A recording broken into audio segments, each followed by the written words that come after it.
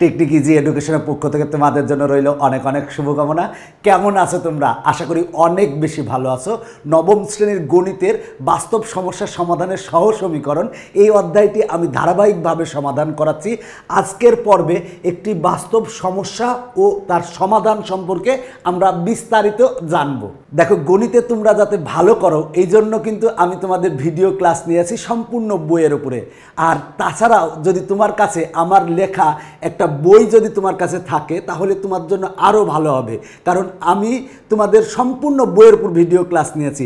ঠিক তেমনই এই স্কুল ম্যাথমেটিক্স বইটি হচ্ছে নবম শ্রেণীর গণিতের পূর্ণাঙ্গ শিক্ষা সহায়ক বই। তুমি যদি এই বইটা সংগ্রহ করো তার মানে কিন্তু তুমি আমার হাতের লেখা একটা বই পাচ্ছ।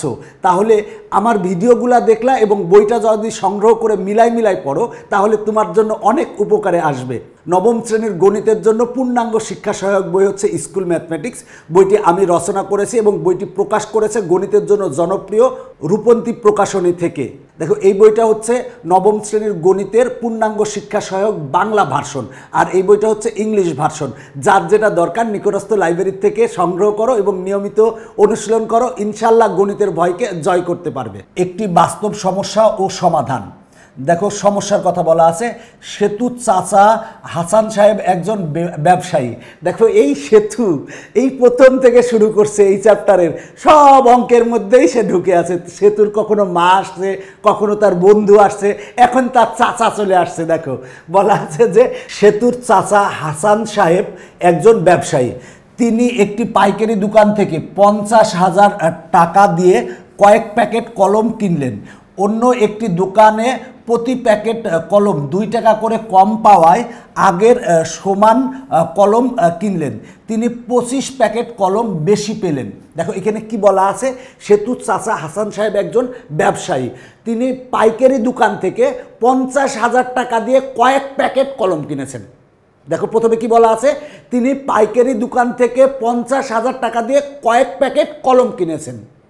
এরপরে বলা আছে অন্য একটি দোকানে প্রতি প্যাকেট কলম 2 টাকা করে কম পায়। সে একটা দোকান থেকে কলম কিনলো, সেটা পাইকারি দোকান থেকে 50,000 টাকার কয়েক প্যাকেট কলম কিনলো, কিন্তু পরে আরেকটা দোকানে যেয়ে দেখলো যে প্রতি প্যাকেট কলম হচ্ছে 2 টাকা করে কম। তাই দেখো, অন্য একটি দোকানে প্রতি প্যাকেট কলম 2 টাকা করে কম পাওয়ায় আগের সমান কলম কিনলেন। তাহলে 2 টাকা করে কম পাওয়ায় সে আগের সমান, মানে আগের 50,000 টাকা কিনছিল, আবার 50,000 টাকা দিয়ে সে কলম কিনলেন। আগের সমান টাকার কলম কিনলেন এবং তিনি 25 প্যাকেট কলম বেশি পেলেন। এবার 2 টাকা করে যেহেতু কম পেয়েছে, তাই কিন্তু আগের থেকে সে 25 প্যাকেট বেশি কলম সে পেয়েছেন।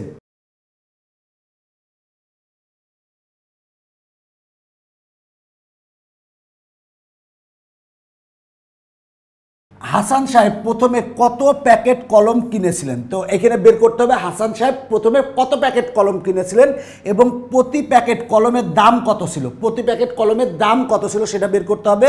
প্রতি প্যাকেট কলম কত টাকায় বিক্রি করলে তার মোটের ওপর 12,000 টাকা লাভ হবে। তার মানে এখানে যে প্রশ্ন দেওয়া আছে সেই প্রশ্নের শর্তে কি দেওয়া আছে, দেখো, সে একটা দোকানে গেছে, যে 50,000 টাকা কয়েক প্যাকেট কলম কিনছে। সে আবার আরেকটা দোকানে গেছে, সেই দোকানে যে দেখতেছে যে আগে যেখান থেকে কলম কিনছিল এখন কিন্তু সেই আগের প্যাকেটের কলমের থেকে এখন কিন্তু 2 টাকা, প্রতি প্যাকেট কলমের দাম 2 টাকা কম। তো 2 টাকা কম পাওয়াতে সে আবার 50,000 টাকার কলম কিনেছেন, এতে কিন্তু সে 25 প্যাকেট কলম বেশি পেয়েছেন। এখন আমরা যেগুলো বের করতে বলছে সেগুলো বের করব। দেখো, এখানে বলা আছে সমাধান। তোমরা কি সমস্যাটিকে সমীকরণের মাধ্যমে উপস্থাপন করতে পারবে? হ্যাঁ, কেন পারবো না, অবশ্যই পারবো। এসো আমি একটু সাহায্য করি। ধরো, হাসান সাহেব প্রথমে X প্যাকেট কলম কিনেছিলেন। ধরে নিলাম যে হাসান সাহেব প্রথমে হচ্ছে X প্যাকেট কলম কিনেছিলেন। এবার নিচের প্রশ্নগুলোর উত্তর লিখি। আমরা ধরে নিয়েছি যে হাসান সাহেব প্রথমে X প্যাকেট কলম কিনেছিলেন। তাহলে প্রথমে প্রতি প্যাকেট কলমের দাম কত পড়েছে? দেখো, হাসান সাহেব প্রথমে কলম কিনছে কত টাকায়? 50,000 টাকা কলম কিনেছেন। তাহলে প্রথমে কিনেছেন কত প্যাকেট কলম? X প্যাকেট কলম কিনেছেন। তাহলে প্রতি প্যাকেট কলমের দাম কত হবে? তাহলে দেখো, আমার মোট দাম হচ্ছে 50,000 টাকার এবং সে এক্স প্যাকেট কলম কিনেছেন, তাহলে প্রতি প্যাকেট কলমের দাম কত হবে? 50,000 ভাগ এক্স টাকা। প্রথমে প্রতি প্যাকেট কলমের দাম পড়েছে, প্রতি প্যাকেট কলমের দাম কত পড়বে? সে টোটাল কলম কিনেছে কত? 50,000 টাকা দিয়ে প্রথমে। আর প্রথমে কিনেছে কয় প্যাকেট কলম? কিনেছে হচ্ছে এক্স প্যাকেট কলম, তাহলে প্রতি প্যাকেট কলমের দাম কত হবে? কিনেছে হচ্ছে 50,000 টাকায় এক্স প্যাকেট কলম, তাহলে প্রতি প্যাকেটের কলমের দাম হবে হচ্ছে 50,000 ভাগ হচ্ছে এক্স, এত টাকা। পরে প্রতি প্যাকেট কলমের দাম পড়েছে, দেখো পরে প্রতি প্যাকেট কলমের দাম কত পড়েছে, দেখো এখানে বলেই দিয়েছে প্রতি প্যাকেট কলম 2 টাকা করে কম পাওয়া পড়েছে, তার মানে কম পেয়েছে প্রতি প্যাকেট। তাহলে পরে প্রতি প্যাকেট কলমের দাম কত হবে? 50,000 ভাগ এক্স মাইনাস 2। দেখো বলা আছে পরে প্রতি প্যাকেট কলমের দাম কত টাকা পড়েছে সেটা আমাকে বের করতে হবে। দেখো পরে কিন্তু প্রতি প্যাকেট কলম 2 টাকা করে কম পেয়েছে, তাহলে আগে কিনেছিল কত? দেখো প্রতি প্যাকেট কলমের দাম ছিল 50,000 ভাগ হচ্ছে এক্স প্রতি প্যাকেট কলমের দাম, যেহেতু 2 টাকা কম পেয়েছে তার মানে হবে কি 50,000 ভাগ এক্স মাইনাস কত হবে? 2, তাহলে এত টাকা হবে। পরে কলম ক্রয় করেছিলেন, দেখো পরে কত প্যাকেট কলম ক্রয় করেছিলেন সেটা আমাকে বের করতে হবে। বলা আছে পরে কলম ক্রয় করেছিলেন কত প্যাকেট? কত প্যাকেট? দেখো বলা আছে তিনি 25 প্যাকেট কলম বেশি পেয়েছিলেন। প্রথমে কিনেছিলেন কত প্যাকেট? এক্স প্যাকেট, তাহলে পরে বেশি পেয়েছে কত? বেশি পেয়েছে হচ্ছে 25 প্যাকেট বেশি পেয়েছে, তাহলে পরে কলম ক্রয় করেছিলেন কত হবে? আগে কিনেছিলেন এক্স আর পরে যে আরও মানে পূর্বের থেকে 25 প্যাকেট বেশি পেয়েছে, তাহলে এক্স প্লাস 25 হবে। দেখো পরে কলম ক্রয় করেছিলেন, পরে কলম ক্রয় করেছিলেন বলতে বলেছে যে দেখো এখানে বলা আছে যে তিনি 25 প্যাকেট কলম বেশি পেলেন, মানে প্রতি প্যাকেট কলম 2 টাকা করে কম পাওয়ায় তিনি আগের সমান কলম কিনেছিলেন। দেখো আগে কিনেছিল সে এক্স প্যাকেট কলম, পরে কিন্তু সে 25 প্যাকেট বেশি পেয়েছে, মানে এক্স প্লাস 25 হবে, তার মানে পরে কলম ক্রয় করেছিলেন এক্স প্লাস 25 প্যাকেট। দেখো পরে ক্রয়কৃত কলমের মোট ক্রয় মূল্য, পরে ক্রয়কৃত কলমের মোট ক্রয় মূল্য কত হবে? দেখো পরে প্রতি প্যাকেট কলমের দাম হচ্ছে এত টাকা আর পরে কলম ক্রয় করেছিলেন হচ্ছে এত প্যাকেট, তাহলে এইটার সাথে এইটা যদি আমরা গুণ করি, গুণ করলে কিন্তু আমরা মোট ক্রয় মূল্য পাবো। দেখো পরে ক্রয়কৃত কলমের মোট ক্রয় মূল্য, তাহলে মোট ক্রয় মূল্য কত হবে? দেখো প্রতি প্যাকেট কলমের দাম পড়েছে হচ্ছে এত টাকা আর পরে কলম ক্রয় করেছিলেন হচ্ছে এত প্যাকেট, তাহলে প্রতি প্যাকেটের দাম হচ্ছে এত টাকা, তাহলে এইটার সাথে যদি আমরা এই প্যাকেট সংখ্যা গুণ করি তাহলে মোট ক্রয় মূল্য পাবো। দেখো এইখানে লেখা সমস্যা বলে আমরা পাশে লিখে দিয়েছি, তাহলে লিখবো এত টাকা, তাহলে আমরা এত টাকা লিখে দিলাম, এইটাই এইখানে লিখতে হবে, যেহেতু আমার এইটুকে লেখা সমস্যা হবে তাই আমরা এটা লিখে দিয়েছি। দেখো পরে ক্রয়কৃত কলমের মোট ক্রয় মূল্য কত হবে? তার মানে এইটা গুণ এইটা হবে, আমরা এইটা গুণ এইটা লিখেছি। পরে ক্রয় করা কলমের মোট দাম কত হবে? এইটার এটা প্রায় একই রকম কথা, মোট দাম। পরের কথা বলা আছে, পরেও কিন্তু তিনি 5,000 টাকারই কলম কিনেছিলেন, দেখো সেটাই এখানে বলা আছে। অন্য একটি দোকানে প্রতি প্যাকেট কলম 2 টাকা করে কম পাওয়ায় আগের সমান টাকার কলম কিনলেন, আগের সমান টাকার, আগে কিনেছিলেন 50,000 টাকার, পরেও কিনেছে 50,000 টাকার, তার মানে পরে ক্রয় করা কলমের মোট দাম হচ্ছে 50,000 টাকা হবে। তাহলে শর্ত অনুযায়ী কি পাবো? দেখো পরে ক্রয়কৃত কলমের মোট ক্রয় মূল্য, এটাও মোট ক্রয় মূল্য, এটাও মোট দাম বা মোট ক্রয় মূল্য, এটা পরে, এটাও কিন্তু পরে, তার মানে এটা হচ্ছে মোট ক্রয় মূল্য আর এইখানে মোট দিয়েছিল হচ্ছে 50,000 টাকা, তার মানে আমরা এইটা ইকুয়াল টু আমরা লিখবো 50,000 টাকা। তাহলে আমরা এইটা ইকুয়াল টু 50,000 টাকা লিখছি, কারণ এইটা হচ্ছে পরে ক্রয়কৃত কলমের মোট ক্রয় মূল্য হচ্ছে এইটা, আর পরে ক্রয় করা মোট কলমের ক্রয় মূল্য বা মোট দাম হচ্ছে 50,000 টাকা, তাহলে আমরা এইটা ইকুয়াল টু 50,000 টাকা লিখবো, তাহলে এইটা ইকুয়াল টু 50,000 টাকা লিখেছি, তার মানে আমার সমীকরণ গঠন হয়ে গেছে। এখন আমরা এই সমীকরণ যদি সমাধান করি, সমাধান করলে কিন্তু আমরা এক্স এর মান পেয়ে যাব। এক্স মানে হচ্ছে প্রথমে কত প্যাকেট কলম কিনেছিলেন সেটা হচ্ছে এক্স এর মান, প্রথমে এক্স প্যাকেট কলম কিনেছিলেন আমরা এটা ধরে নিয়েছিলাম, তাহলে আমরা এই সমীকরণ থেকে এক্স এর মান আমরা বের করব। তাহলে দেখো আমরা এই লাইন থেকে এই লাইন কি করব, সেটা হলো যে এইখানে 50/x আছে। এই এক্সটা আমরা ভ্যানিশ করার জন্য আমরা যে কাজটা করব সেটা হলো যে উভয় পক্ষকে x দ্বারা গুণ করব। তাহলে আমরা যদি এইখানে x দ্বারা গুণ করি তাহলে x আর x কাটা থাকবে হচ্ছে 50,000, আর -2কে x দ্বারা গুণ করলে হবে -2x, আর এখানে যা ছিল তাই হবে, আর 50,000কে আমরা x দ্বারা গুণ করলে হবে 50,000x। তুমি বলবা আমরা উভয় পক্ষকে x দ্বারা গুণ করেছি, তাহলে আমরা এইটাতে গুণ করলাম না কেন? দেখো এইটার সাথে এটা গুণ আকারে আছে, আমি যদি এখানে একটা x গুণ করি তার মানে x দিয়ে এই দুইটা গুণ হবে, অথবা তুমি x দিয়ে এই দুইটা গুণ করতে পারো। এখন x দিয়ে এই দুইটা মানে এইটা এবং এইটাকে গুণ করলে আবার এইটা এবং এইটাকে গুণ করলা, সেটা কিন্তু ভুল, মনে রাখবা। তাই আমরা দেখো x দ্বারা উভয় পক্ষকে গুণ করছি, তার মানে আমরা এইটাকে গুণ করেছি, গুণ করলে x আর x কাটা থাকে 50,000, আর এই -2কে x দ্বারা গুণ করলে -2x হয়। আর এইটাতে গুণ করার দরকার নাই, কারণ এই পক্ষে x দ্বারা গুণ করছি, ওই পক্ষেও x দ্বারা গুণ করছি। সুতরাং এই পক্ষে যদি আমরা x দ্বারা গুণ করি তার মানে x দ্বারা এইটা আর x দ্বারা এইটা গুণ করলেই হবে, এইটা গুণ করা লাগবে না। আর এইখানে আমরা x দ্বারা গুণ করলে 50,000x হবে। এবার আমরা বাংলা গুণ করে দেব, মানে সবার সাথে সবার গুণ করে দেব। দেখো 50,000-এর সাথে x যদি গুণ করি তাহলে হবে 50,000x। এবার দেখো -2x এর সাথে যদি x গুণ করি তাহলে হবে -2x²। এবার দেখো 50,000-এর সাথে যদি আমরা 25 গুণ করি তার মানে হবে 50,000 গুণ 25, আর -2x এর সাথে যদি 25 গুণ করি তাহলে হবে -50x হবে, আর এই পাশে যা ছিল তাই। এবার দেখো -2x² লিখলাম, এরপরে দেখো এইখানে যেটা আছে সেটা লিখলাম, আর এই -50x লিখলাম। দেখো এই পক্ষে সমানের এই পক্ষেও আছে 50,000x, ওই পক্ষেও আছে 50,000x, তাহলে এইটা আর এইটা কিন্তু কাটা যায়, এইটা আর এটা কেটে যায়, কেটে গেলে যা থাকে আমরা সেটা =0 লিখছি। এখন আমরা উভয় পক্ষকে মাইনাস দ্বারা গুণ করেছি। কেন -1 দ্বারা গুণ করেছি? কারণ এই মাইনাসটা বাদ দিব এই জন্য। যদি আমরা এখানে -1 দ্বারা গুণ করি তাহলে হবে 2x², আর এইটাকে যদি আমরা -1 দ্বারা গুণ করি তাহলে মাইনাস মাইনাসে প্লাস, প্লাস 50x হবে, আর এইখানে মাইনাস দ্বারা গুণ করলে প্লাসে মাইনাসে মাইনাস, এইটাই হবে।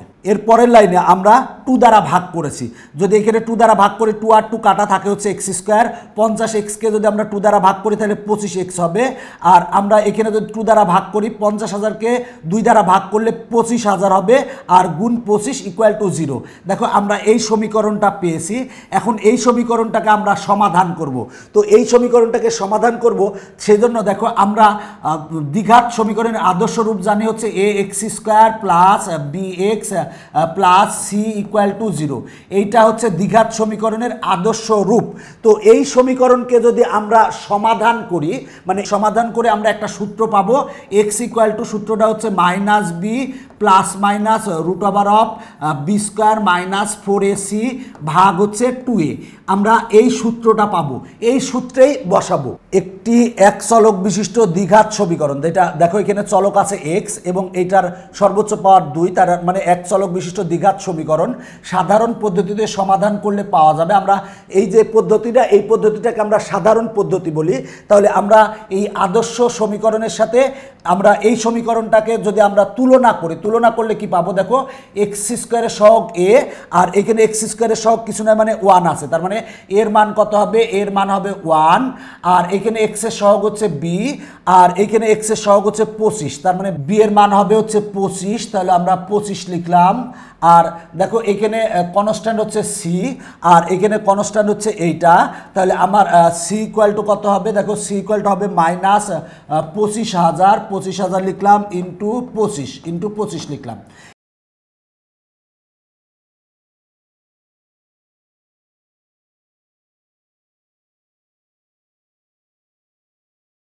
এখন দেখো আমরা ABC এর মান পেয়ে গেছি।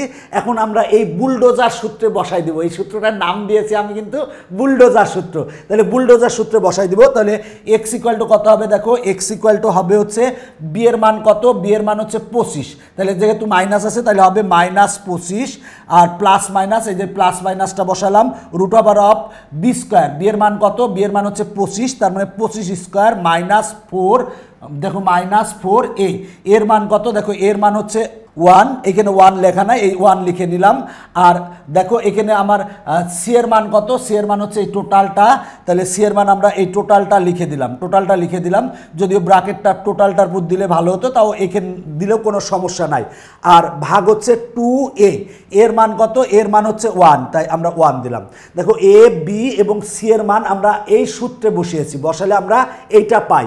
এখন আমরা এটাকে ক্যালকুলেশন করব, তাহলে এখানে -25 ছিল সেটা লিখলাম, প্লাস মাইনাস লিখলাম, এবার রুট ওভার অফ দিলাম, 25 স্কোয়ার ছিল 25 স্কোয়ার লিখলাম, মাইনাসে মাইনাসে প্লাস লিখলাম।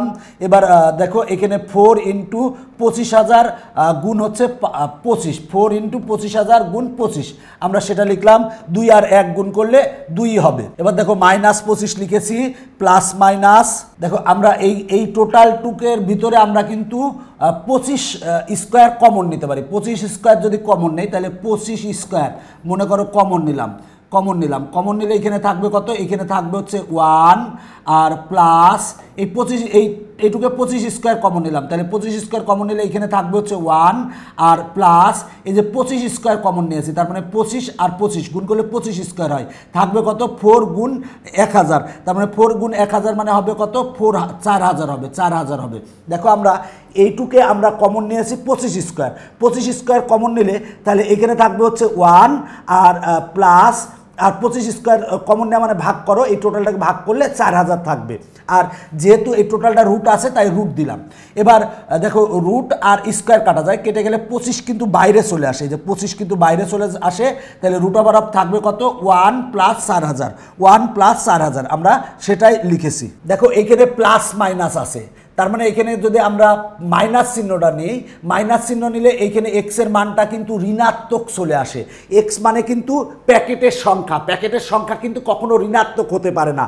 দেখো এখানে ধনাত্মক মান নিয়েছি, যেহেতু প্যাকেটের সংখ্যা ঋণাত্মক হতে পারে না, তার মানে এখানে আমার এখানে প্লাস মাইনাস আছে, আমরা মাইনাসটা নেব না। কেন নেব না, যদি আমরা মাইনাসটা নেই তাহলে এক্স এর মান ঋণাত্মক আসে। এক্স হচ্ছে প্যাকেটের সংখ্যা, প্যাকেটের সংখ্যা তো কখনো ঋণাত্মক হতে পারে না, তার মানে আমরা প্লাসের মানটা নেব। তাহলে -25, এখানে মাইনাসটা বাদ দিয়ে প্লাসটা নিয়েছি, আর এখানে যা ছিল তাই, আর ভাগ 2 এখানে লিখে দিয়েছি যে ধনাত্মক মান নিয়ে, যেহেতু প্যাকেটের সংখ্যা ঋণাত্মক হতে পারে না। এখন আমরা এইটারে কি করতে পারি, দেখো তো আমরা যদি 25 কমন নেই, এখানেও 25 আছে এখানেও 25 আছে, তাহলে যদি আমরা 25 কমন নেই, যদি 25 কমন নেই তাহলে আমরা পাবো কি, দেখো তো পাবো হচ্ছে, দেখো এইটা থাকবে, এইটা মানে কি রুট ওভার অফ 4001 যদি যোগ করি তাহলে হবে হচ্ছে 4001 হবে, আর 25 কমন নিয়েছি তার মানে -1 থাকবে, -1 থাকবে, আর ভাগ ছিল হচ্ছে 2। দেখো আমরা এখানে 25 কমন নিয়েছি, 25 কমন নিয়েছি, তাহলে এই 25 আর এই 25 বাদ থাকলো হচ্ছে এইটা, তাহলে রুট ওভার অফ 1 আর 4000 যদি যোগ করি তাহলে 4001 হবে, আর এখানে 25 কমন নিলে থাকবে -1, -1টা পরে লিখছি, এইটা আগে লিখছি পরে এইখানে লিখছি, আর ভাগ 2 ছিল, এই লাইনটাই কিন্তু এই লাইনটা, দেখো এই লাইনটাই আছে। এখন তুমি যদি এটা ক্যালকুলেশন করো, ক্যালকুলেশন করলে দেখো প্রায় মানে পাবা 778 প্রায় পাবা।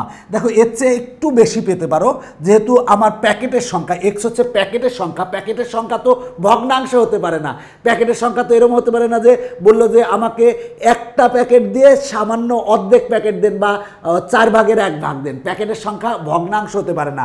তাই এখানে আমরা এই যে এই চিহ্নটাকে বলা হয় সমান চিহ্ন, আর এই চিহ্নটাকে বলা হয় প্রায় সমান, প্রায় সমান।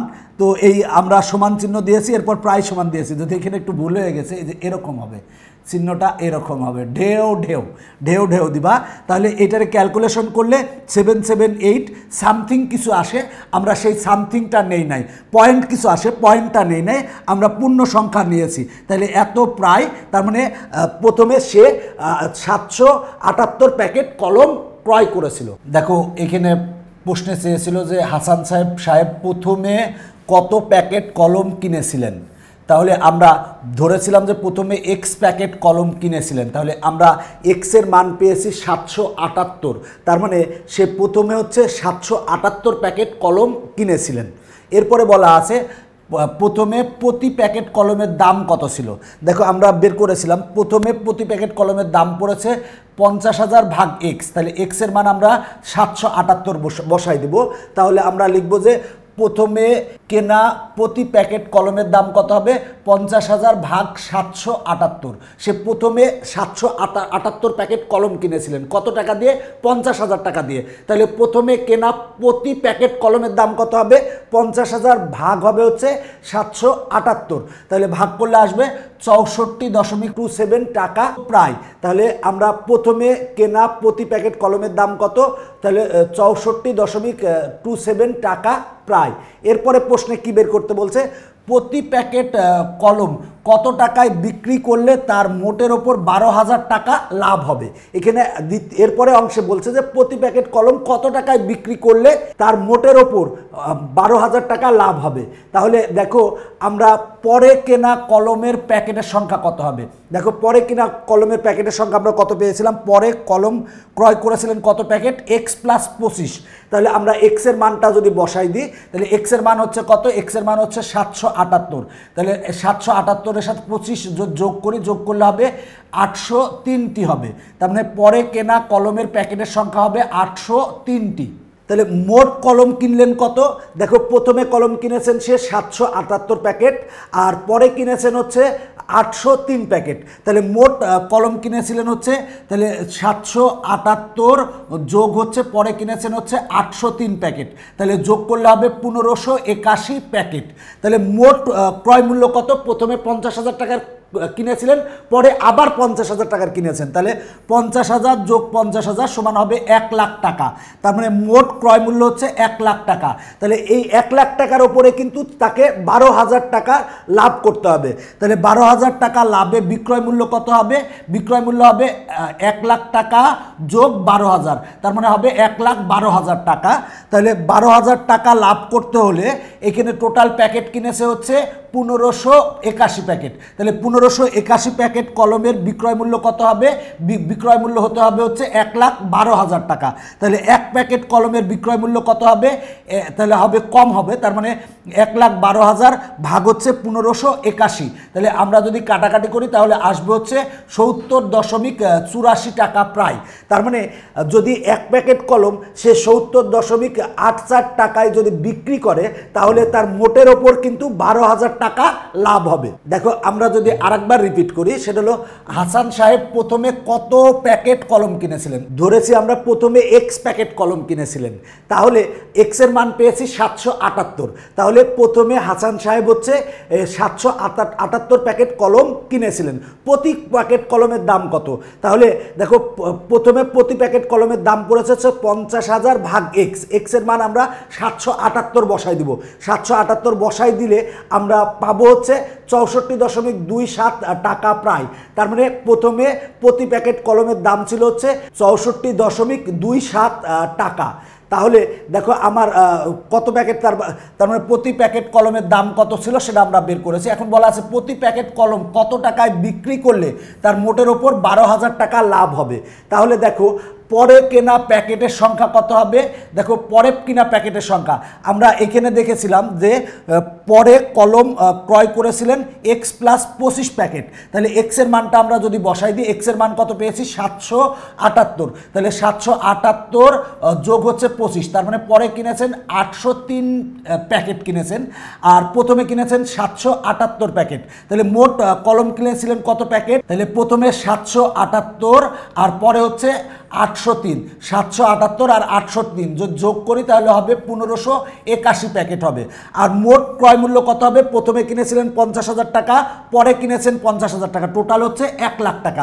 এই 1 লাখ টাকার কলমকে তাকে হচ্ছে 12,000 টাকা, এই 1 লাখ টাকায় 12,000 টাকা তাকে লাভ করতে হবে। তাহলে 12,000 টাকা লাভে বিক্রয় মূল্য কত হবে? 1 লাখের সাথে আমরা 12,000 যোগ করব, যোগ করলে 1,12,000 টাকা পাবো। তাহলে 12,000 টাকা লাভ করতে হলে তাহলে আমার টোটাল প্যাকেট কত? 1581 প্যাকেট কলমের বিক্রয় মূল্য হবে 1,12,000 টাকা। তাহলে সেটা লিখলাম। এবার একে বের করব, বের করলে তার মানে এক প্যাকেট কলমের বিক্রয় মূল্য হবে 1,12,000 ভাগ 1581, তাহলে আসবে হচ্ছে 70.84 টাকা প্রায়। তার মানে এটা হবে হচ্ছে অ্যান্সার। তাহলে অ্যান্সারে লিখেছি প্রথমে 778 প্যাকেট কলম ক্রয় করেছিলেন, প্রতি প্যাকেট কলমের দাম পড়েছে কত? 64.27 টাকা। আবার 12,000 টাকা লাভ করতে হলে প্রতি প্যাকেট কলমের বিক্রয় মূল্য হবে হচ্ছে 70, দেখো এখানে পেয়েছি 70.84 টাকা হতে হবে। দেখো এই অঙ্কটা কিন্তু বাস্তব ধর্মী অঙ্ক, আশা করি অঙ্কটা তোমরা বুঝতে পেরেছো। তোমাদের গণিতকে সহজ করার জন্য আমি একটি বই রচনা করেছি, বইটির নাম হচ্ছে স্কুল ম্যাথমেটিক্স, নবম শ্রেণীর পূর্ণাঙ্গ শিক্ষা সহায়ক বই। বইটি প্রকাশ করেছে রূপন্তী প্রকাশনী থেকে। যারা এখনো এই স্কুল ম্যাথমেটিক্স বইটি সংগ্রহ করো নাই তারা নিকটস্থ লাইব্রেরি থেকে বইটি সংগ্রহ করবে। আজকের পর্ব আমরা এই পর্যন্ত রাখতেছি, আগামী পর্বে আমরা এখান থেকে শুরু করব। সেই পর্যন্ত সবাই ভালো থাকো, দেখা হবে আবার পরবর্তী কোনো পর্বে। আজকের মতো বাই বাই।